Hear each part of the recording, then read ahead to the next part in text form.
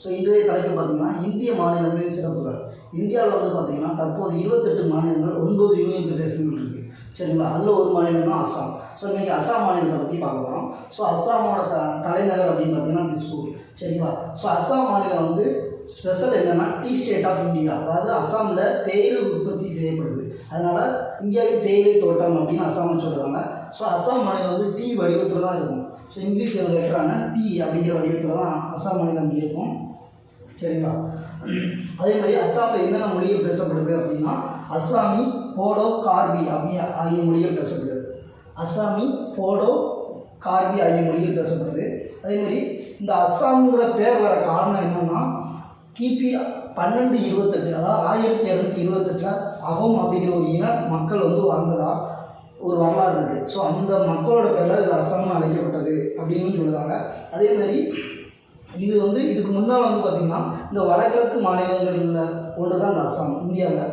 அந்த வடகிழக்கு மாநிலங்கள் வந்து பார்த்திங்கன்னா நோஃபா அப்படின்னு சொல்லுவாங்க. அதாவது நார்த் ஈஸ்ட் ஃப்ரான்டியர் ஏஜென்சி 1948 அது கீழே தான் இது இருந்திருக்கு இந்த அஸ்ஸாம் மாநிலம்.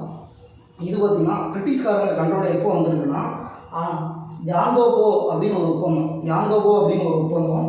இந்த யாந்தோபோ ஒப்பந்தம் வந்து 1826 பிப்ரவரி 24 போடப்பட்டது. ஸோ அந்த ஒப்பந்தத்தின் இந்த அஸ்ஸாம், நாகாலாந்து, இந்த வடகிழக்கு மாநிலங்கள் எல்லாமே இருந்திருக்கிறதா சொல்லுவாங்க.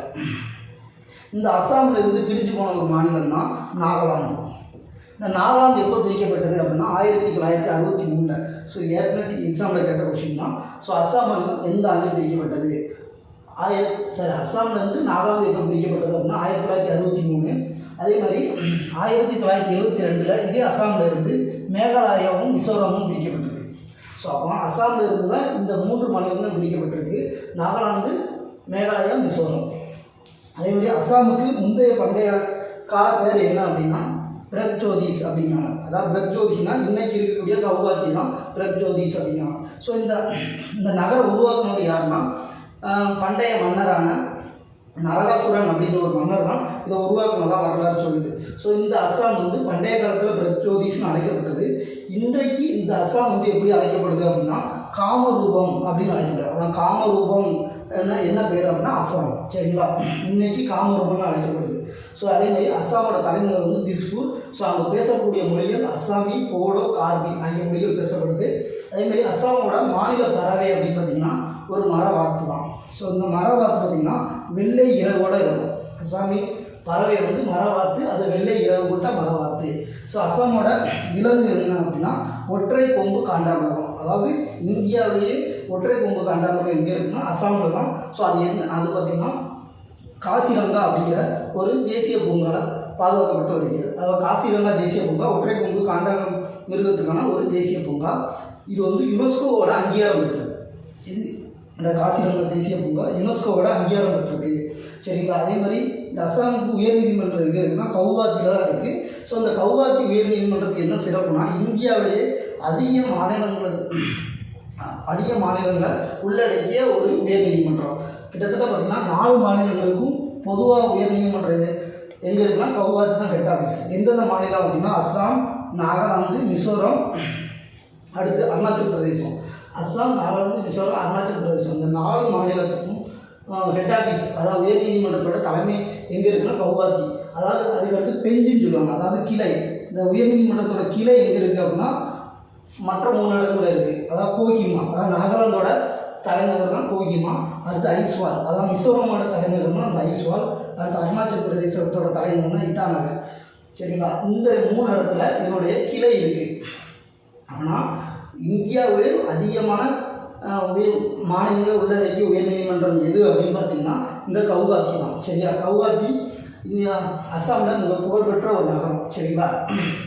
அதே மாதிரி இந்த அஸ்ஸாம் மாநிலம் வந்து பார்த்திங்கன்னா ரெண்டு நாட்டோட எல்லையை பகிர்ந்துக்கிடுது. ஒன்று வந்து வங்காளதேசம், இன்னொன்று பூட்டான்.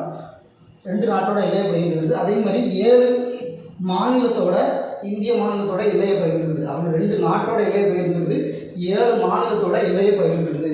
சரிங்களா? அதுக்கடுத்து பார்த்திங்கன்னா வால்மீகி. இந்த வால்மீகி என்னென்னா இது வந்து ஒரு புலிகள் சரணாலயம். ஸோ வால்மீகி புலிகள் சரணாலயம் எந்த மாநிலம்னு கேட்பாங்க.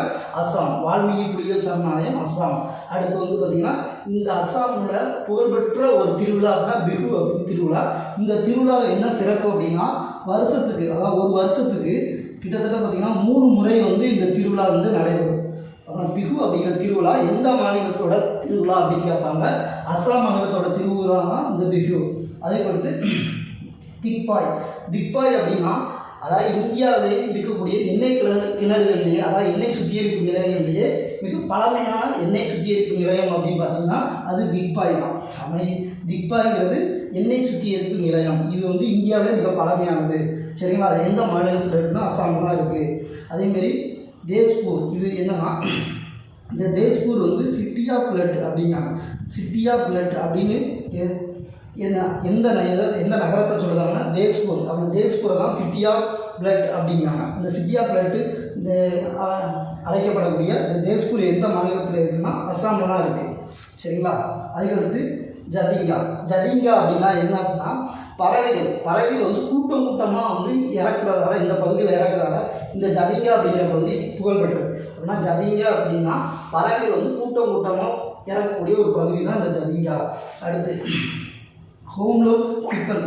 அதாவது ஹோம்லோக் கிப்பன் அப்படின்னா இது வந்து பார்த்திங்கன்னா அஸ்ஸாம் மலைக்காடுகளில் இருக்கக்கூடிய ஒரே மனித குரங்கினம் தான் இந்த ஹோம்லோக் கிப்பன். சரிங்களா? அதுதான் இன்னும் இந்தியாவில் தான் உயிரோடு இருக்கக்கூடிய ஒரே வகையான இந்த மனித குரங்கினம். இது எங்கே இருக்குன்னா அஸ்ஸாமில் தான் இருக்குது. சரிங்களா? அடுத்து திப்ரு சைக்கோவா. இந்த திப்ரு சைக்கோவா வந்து இந்தியாவிலே மிகச்சிறிய உயிரி மண்டலம் திப்ரு சைக்கோவா. சரிங்களா? அதாவது பயோஸ்பியர்னு சொல்லுவீங்களா? ஸோ பயோஸ்பியர் ரிசர்வேயர் தான். அதாவது இந்தியாவில் மிகச்சிறிய உயிரி மண்டலம் எங்கே அப்படின்னா திப்ரு சைக்கோவா. இது எங்கே இருக்குன்னா அஸ்ஸாமில் இருக்குது. அதேமாதிரி இந்த அஸ்ஸாம் மாநிலத்தில் பார்த்திங்கன்னா 23 வகையான பழங்குடியினர் வாழ்கின்றார்கள். இந்த அஸ்ஸாமில் 23 வகையான பழங்குடியினர் வாழ்கின்றார்கள். அதே மாதிரி இந்த அஸ்ஸாமில் இருக்கக்கூடிய கவுகாத்தி அப்படிங்கிற ஒரு நகரம் வந்து இந்தியாவிலேயே முதன்முறையாக ஒரு நகரம் வந்து பார்த்திங்கன்னா அந்த நகர விலங்கு அறிவிச்சிருக்கு. அது கவுகாத்தி தான். என்ன விலங்கு அறிவிச்சிருக்குன்னா கங்கை டால்ஃபினை நகர விலங்கு அறிவித்த நகரம் இது. இந்தியாவின் முதல் நகரம் கவுகாத்தி. அந்த கவுகாத்தி வந்து அஸ்ஸாமில் தான் இருக்குது. சரி, அதே மாதிரி உலகத்திலே அதிகமான தண்ணீர் எருமைகள் எந்த மாநிலத்தில் அதிகமாக இருக்குன்னா அஸ்ஸாம் தான். இது அதாவது உலகத்திலே அதிகமாக தண்ணீர் எருமைகள் வந்து இருக்குது. அது எங்கன்னா அஸ்ஸாமில். உலகத்திலே அதிகமான தண்ணீர் எருமைகள் அஸ்ஸாமில் தான் காணப்படுது. சரிங்களா? அதே மாதிரி 820 வகையான பறவைகள் காணப்படுது. அஸ்ஸாம் மாநிலத்தில் 820 வகையான பறவைகள் காணப்படுது. அதே மாதிரி மஜ்லி, அதே மாதிரி அதாவது உலகத்திலேயே இருக்கக்கூடிய மிகப்பெரிய ஆற்றுத்தீவு எதுனா மஜ்லி தீவு தான். இது எங்கே இருக்குது அப்படின்னா அஸ்ஸாம் மாநிலத்தில் இருக்குது. ஸோ இந்த எந்த ஆற்றுக்கு இடையில் அமைஞ்சிருக்கு அப்படின்னா பிரம்மபுத்திரா ஆற்றுக்கு இடையில் தான் இந்த மஜ்லி அப்படிங்கிற ஆற்றுத்தீவு அமைந்துள்ளது. சரிங்களா? அதே மாதிரி இந்த சக்ரியா அப்படிங்கிறது என்னென்னா இந்த மாநிலத்தோட ஒரு வகையான நடனம். சக்ரியா அப்படிங்கிறது நடனம். அதே பிஹு அப்படிங்கிறது திருவிழா. அதே மாதிரி பாக்ஸ்டைல் ஆர்ச்சிட் என்னன்னா இந்த அஸ்ஸாம் மாநிலத்தோட ஒரு மலர் தான் பாக்ஸ்டைல் ஆர்ச்சிட். சரிங்களா? அதுக்கடுத்து இந்த கோபிநாத் பர்தோலி. இந்த கோபிநாத் பர்தோலி யாருன்னா இந்த வடகிழக்கு மாநிலங்களிலேயே முதல்ல பாரத ரத்னா விருது பெற்றவர். அதனால் லோகப்பிரியா கோபிநாத் பர்தோலி அப்படிங்கிற ஒரு விமான நிலையம் அஸ்ஸாமில் இருக்குது. சரிங்களா? லோகப்பிரியா கோபிநாத் பர்தோலி அப்படிங்கிற ஒரு விமான நிலையம் அஸ்ஸாமில் தான் காணப்படுது. சத்ரியா அப்படிங்கிற என்ன சொன்னால் நடனம். அதே மாதிரி பாக்ஸ்டைல் ஆர்ச்சிட் அப்படிங்கிறது அஸ்ஸாம் மாநிலத்தோட மலர். அடுத்து மதன் காமதேவ் ஆலயம். அதாவது மதன் காமதேவ் ஆலயம் அப்படிங்கிற ஒன்று அங்கே இருக்குது. அந்த ஆலயத்துக்கு என்ன சிறப்புனா அஸ்ஸாமின் கஜிராகா அப்படின்னா அஸ்ஸாமின் கஜிராகான்னு அழைக்கப்படக்கூடியது மதன் காமதேவ் ஆலயம். இது எங்கே இருக்குன்னா கவுகாத்திலிருந்து ஒரு 40 கிலோமீட்டர் தொலைவில் தான் இந்த மதன் காமதேவ் ஆலயம் அமைந்துள்ளது. சரிங்களா? அடுத்து ஜிஎஸ்டி. அதாவது இந்தியாவிலேயே ஜிஎஸ்டியை ஏற்றுக்கொண்ட முதல் மாநிலம் எதுனா அஸ்ஸாம் தான். இந்தியாவிலே ஜிஎஸ்டி ஏற்றுக்கொண்ட முதல் மாநிலம் அஸ்ஸாம். அதாவது ஜிஎஸ்டியோட சட்டத்திருத்தம் 101 சட்டத்திருத்தம் 2016 இது பண்ணப்பட்டது. இந்த ஜிஎஸ்டி எப்போ நடைமுறைக்கு வந்ததுன்னா 2017 ஜூலை 1ஆம் தேதி ஜிஎஸ்டி வந்து நடைமுறைக்கு வந்திருக்கு. சரிங்களா? அதே மாதிரி சில்கட். இந்த சில்கட் என்னன்னா இது வந்து பார்த்திங்கன்னா ஒரு மாவட்டம். இது முதல்ல அஸ்ஸாமில் தான் இருந்தது. சுதந்திரத்துக்கு பிறகு பாகிஸ்தானும் பங்களாதேஷும் பிரித்து கொடுத்தோம். அதாவது பங்களாதேஷ் வந்து கிழக்கு பாகிஸ்தான் சொல்லுவாங்க. இங்கே வாழக்கூடிய மக்கள் பார்த்திங்கன்னா முஸ்லீம். அதிகமான மக்கள் முஸ்லீம் இனத்தை சேர்ந்தவங்க. அதனால் என்ன பண்ணால் அந்த சில்ஹெட் மக்கள் சுதந்திரத்துக்கு பிறகு போராடி கிழக்கு பாகிஸ்தான் கூட இணைஞ்சிட்டாங்க. சரியா, அதுதான் இந்த அஸ்ஸாமில் இருக்கக்கூடிய ஒரு மாவட்டம் சில்ஹெட். இது வந்து இப்போ கிழக்கு பாகிஸ்தானில் இணைஞ்சிருச்சு, அதாவது பங்களாதேஷில் இணைஞ்சிருச்சு. அடுத்து முகாப்பட்டு, இதுதான் ஸ்பெஷல். முகாப்பட்டு என்னென்னா உலகத்திலேயே முகாப்பட்டு அப்படிங்கிறது நம்ம இந்தியாவில் அஸ்ஸாமில் மட்டும்தான் உற்பத்தி செய்யப்படுது. இது வந்து பார்த்திங்கன்னா ஒரு தங்க நிறம் கொண்ட ஒரு பட்டு, தங்க நிறத்தில் இருக்கும் இந்த பட்டு.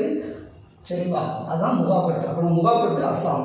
சரிங்களா, அதுக்கடுத்து பார்த்திங்கன்னா அஸ்ஸாமின் துயரம் அப்படின்னு எந்த நதியை சொல்லுதாங்கன்னா பிரம்மபுத்திரா நதியை சொல்லுதாங்க. இந்த நதிக்கு என்ன சிறப்பு அப்படின்னா இந்தியாவிலே ஒரே ஆண் நதி அப்படின்னா அது பிரம்மபுத்திரா நதி தான். இந்தியாவிலே ஒரே ஆண் நதி. அதே மாதிரி இந்த பிரம்மபுத்திரா நதி இருக்கா இந்தியாவின் சிவப்பு நதி அப்படின்னு சொல்லுவாங்க. இந்த 2 கொஷினுமே கேட்டிருக்காங்க. இந்தியாவின் சிவப்பு நதி அப்படின்னு சொல்லி குரூப்பனில் கேட்டிருக்காங்க. இது அஸ்ஸாமில் தான் இருக்குது. அதாவது அஸ்ஸாம் மாநிலத்தில் வரும்போது தான் இது பிரம்மபுத்திரா. இந்த பிரம்மபுத்திரா நதி இதுக்கு முன்னால் பார்த்திங்கன்னா திபத்தில் உற்பத்தி ஆகும். கைலாய மலையில் திபத்தில் உற்பத்தி ஆகும். அங்கே செம்மாயுண்டம் அப்படிங்கிற ஒரு பனியாற்றில் வந்து உற்பத்தி ஆகுது. இங்கே கைலாய மலையில் திபத்தில். அங்கே உற்பத்தி ஆகும்போது அதுக்கு பேர் வேறு. சரிங்களா, அதுக்கு பேர் வந்து தூய்மை அப்படின்னு பொருளோடக்கூடிய பேரில் தான் அது உற்பத்தி பண்ணப்படுது. இந்த பிரம்மபுத்திரா நதி திபத்தில் சாங்போ அதாவது தூய்மை அப்படிங்கிற பேரில் உற்பத்தி ஆகுது. கைலாய மலையில் செம்மாயும் அப்படிங்கிற ஒரு பனியாற்றில் இருந்து. சரிங்களா, அந்த தூய்மை சாங்கோ நதி தான் உள்ள அருணாச்சல் பிரதேசத்து வழியாக உள்ள வருது. அது வந்து திகாங் அப்படிங்கிற ஒரு பள்ளத்தாக்குடைய இந்தியாவுக்குள்ளே வருது. அப்புறம் இந்தியாவுக்குள்ள பிரம்மபுத்திரா நதி எப்படி உள்ளே வரும்னா திகாங் அப்படிங்கிற ஒரு பள்ளத்தாக்கு அது எங்கே இருக்குன்னா அருணாச்சல் பிரதேசம் வழியாக உள்ளே வரும். அருணாச்சல் பிரதேசத்தில் திகாங்னு சொல்லுவாங்க அந்த நதிக்கு. அதுக்கடுத்து அஸ்ஸாமுக்குள்ளே வரும்போது தான் இது பிரம்மபுத்திரா அப்படின்னு அழைக்கப்படுது. அதாவது லோகித் அப்படின்னு இன்னொரு ஆறு இருக்குது. அந்த லோகித் ஆறுடன் இந்த பிரம்மபுத்திரா வந்து அதாவது திகாங் வந்து சேரும்போது திகாங் ப்ளஸ் லோகித் இணையும் போது இதுக்கு பிரம்மபுத்திரான்னு ஒரு பேர் வருது. அந்த பேர் வந்து பிரம்மபுத்திரா அப்படிங்கிற பேரோட அஸ்ஸாமில் தான் இது பாயுது. சரிங்களா, இது மொத்தம் பார்த்திங்கன்னா இந்தியாவில் வந்து 2900 கிலோமீட்டர் வரை பாயுது. சரிங்களா, அதில் 900 கிலோமீட்டர் இந்தியாவோட பாயுது. இதில் வந்து பார்த்திங்கன்னா கிட்டத்தட்ட 700 கிலோமீட்டர் வரை இதில் வந்து ஆற்று நீர் போக்குவரத்துக்கு அதாவது நீர் வழி போக்குவரத்துக்கு இந்த பிரம்மபுத்திரா நதியை நம்ம பயன்படுத்துவோம். சரி, இந்த பிரம்மபுத்திரா நதி வங்காளதேசத்துக்குள்ளே போகும்போது அதுக்கு ஜமுனான்னு பேர். பிரம்மபுத்திரா நதி வங்காளதேசத்துக்கு போகும்போது அதுக்கு ஜமுனான்னு பேர். இதே பிரம்மபுத்திரா நதி கங்கையுடன் சேரும்போது அதுக்கு மேக்னா அப்படின்னு பேர். சரிங்களா, சரி, அதே மாதிரி இந்த அஸ்ஸாம் மாநிலத்தில் 2 எல்ஹெச் இருக்குது. அதாவது நேஷனல் ஹைவே, ஒன்று 27, இன்னொன்று 37. அது 27 அப்படிங்கிறது Silchar to Srirampur, 27 Silchar to Srirampur, 37 Guwahati to Dibrugarh. சரிங்களா, சரி, அதே மாதிரி அஸ்ஸாமில் மிக பழமையான ஒரு இராணுவ பிரிவு தான் அஸ்ஸாம் ரைபிள்ஸ். இது வந்து பார்த்திங்கன்னா எப்போ உருவாக்கப்பட்டதுன்னா 1958 உருவாக்கப்பட்டது. இந்த அஸ்ஸாம் ரைபிள்ஸ் இந்தியாவிலே மிக பழமையான ஒரு இராணுவ பிரிவு தான் இந்த அஸ்ஸாம் ரைபிள்ஸ். 1958 உருவாக்கப்பட்டிருக்கு. அதே மாதிரி மானஸ் அப்படிங்கிற ராயல் வங்கப்புலிக்கான ஒரு சரணாலயம் இருக்குது எங்கே அஸ்ஸாமில். அப்புறம் மானஸ் சரணாலயம் இருக்குது. அதே மாதிரி காசிரங்கா ஒற்றைக்கொம்பு காண்டமிருகத்துக்கான ஒரு சரணாலயம் இருக்குது. அதுக்கடுத்து அது வால்மீகி அப்படிங்கிற ஒரு புலிகள் சரணாலயம் இருக்குது. அதுக்கடுத்து பார்த்திங்கன்னா இந்த விஸ்வகர்மா யாருன்னா தற்போதைய அஸ்ஸாமோட சிஎம் தான் இந்த விஸ்வகர்மா, அதாவது அஸ்ஸாமோட முதல்வர். அடுத்து லட்சுமணன் ஆச்சாரியா. இந்த லட்சுமணன் ஆச்சாரியா வந்து தற்போதைய அஸ்ஸாமோட ஆளுநராக செயல்பட்டு இருக்கார். சைதா அன்வரா தைமூர்.